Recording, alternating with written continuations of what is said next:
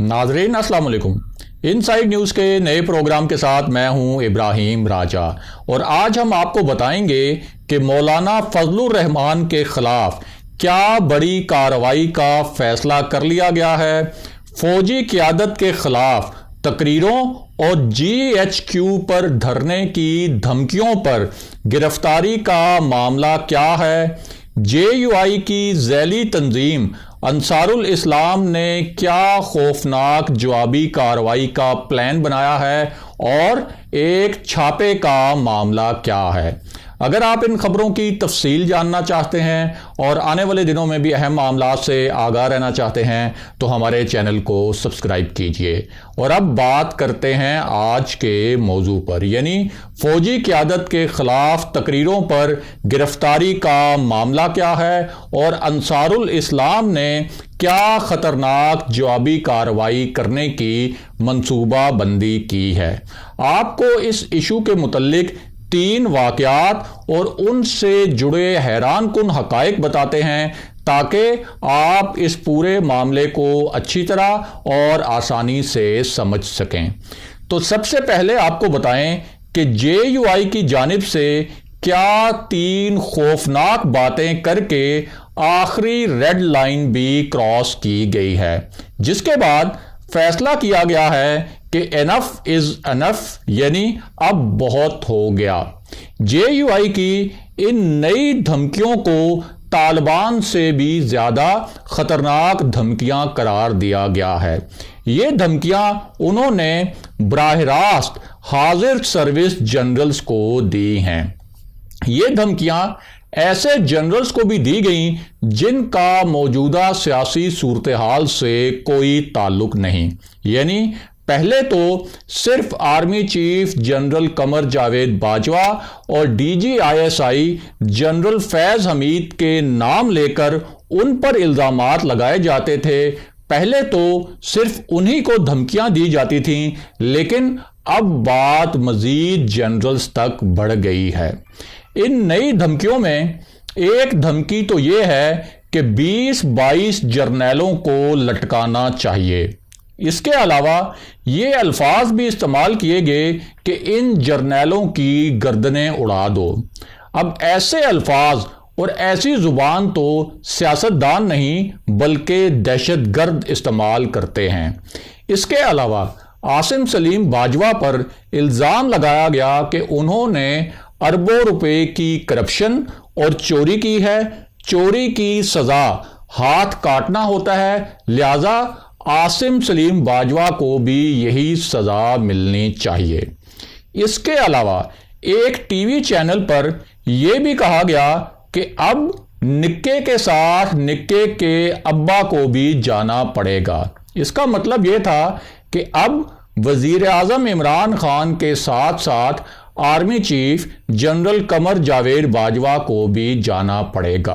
वो इसलिए कि मौलाना फजलुर रहमान और मियां नवाज शरीफ बराह रास्त जनरल बाजवा पर इल्ज़ामात लगाते हैं कि उन्होंने इलेक्शन में धांधली करवाई।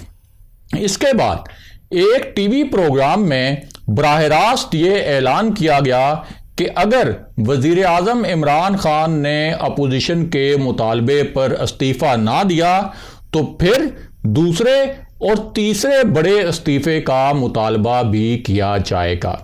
यानी अगर वज़ीर आज़म इमरान खान मुस्तफ़ी नहीं होते तो फिर DGISI जनरल फैज़ हमीद और army chief general Qamar Javed Bajwa के इस्तीफ़ों का मुतालबा भी किया जाएगा।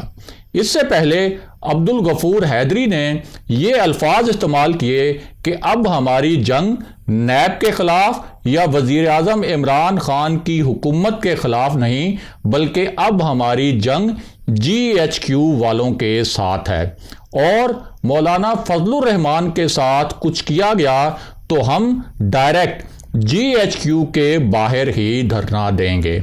मौलाना फजलुर रहमान ने भी कई मरतबा आर्मी चीफ जनरल बाजवा को मुखातिब करते हुए कहा कि उनकी असल लड़ाई पर्दे के पीछे से पत्थर मारने वालों से है।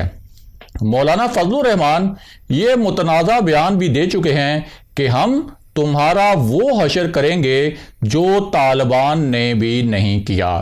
مولانا فضل الرحمان نے یہ بھی کہا کہ اگر اسٹیبلشمنٹ یعنی فوج عمران خان کی حمایت سے پیچھے نہ ہٹی تو پھر فساد ہوگا۔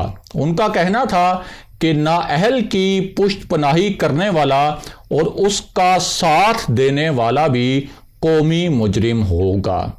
اب جرنیلوں کو لٹکانے، گردنیں اڑانے اور ہاتھ کاٹنے کا جو بیان ہے، یہ بیان مفتی کفایت اللہ نے دیا ہے، اور اب تک مولانا فضل الرحمان یا JUI کی جانب سے اس پر کوئی وضاحت یا معذرت نہیں آئی، اور نہ ہی ان بیانات پر مفتی کفایت اللہ سے کوئی جواب طلبی کی گئی ہے۔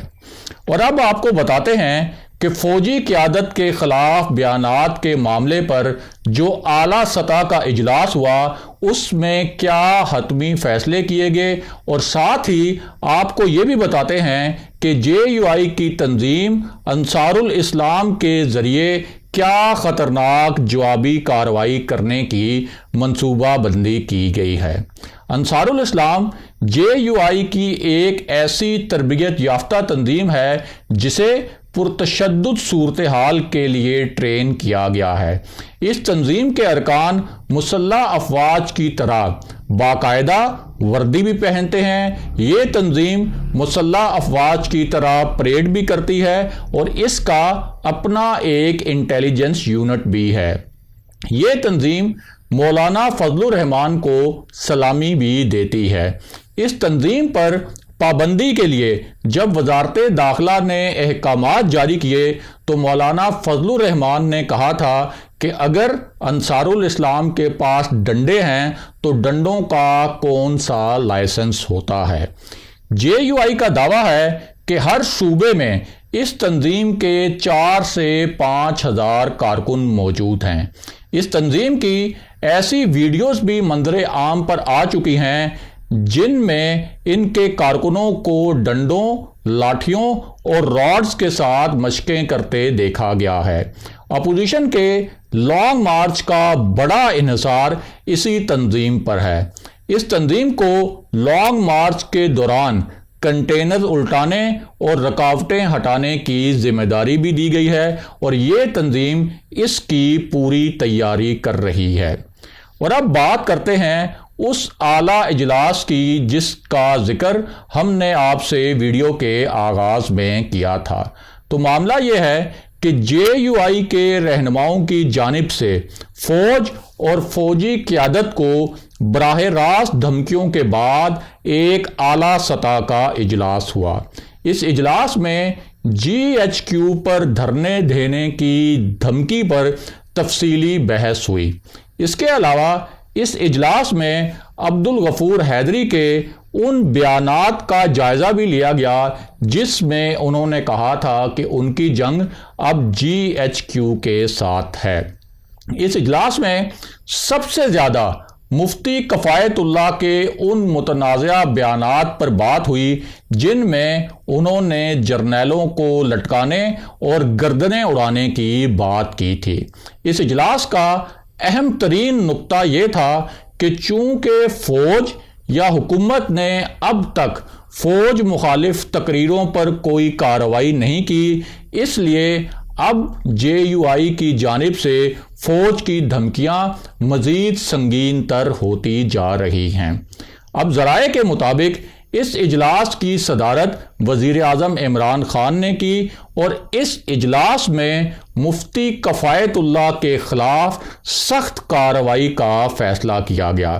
اس کے علاوہ فوج مخالف تقریروں پر کریک ڈاؤن کا اشارہ بھی دیا گیا۔ ذرائع کے مطابق اس پوری صورتحال میں JUI نے فیصلہ کیا ہے کہ اگر مولانا فضل الرحمان یا JUI کے کسی مرکزی لیڈر کے خلاف کارروائی ہوتی ہے تو پھر انصار الاسلام کے ذریعے پشاور اور کوئٹہ میں کور کمانڈرز کے گھروں کے باہر احتجاج کیا جائے گا۔ JUI کے ذرائع نے یہ خدشہ بھی ظاہر کیا ہے کہ مولانا فضل الرحمان کے خلاف اچانک چھاپا مار کر کارروائی بھی ہو سکتی ہے، اس لیے اب ان کی حفاظت کے لیے انصار الاسلام کے کارکنوں کی تعداد بڑھا دی گئی ہے۔ اگلے پروگرام تک کے لیے خدا حافظ۔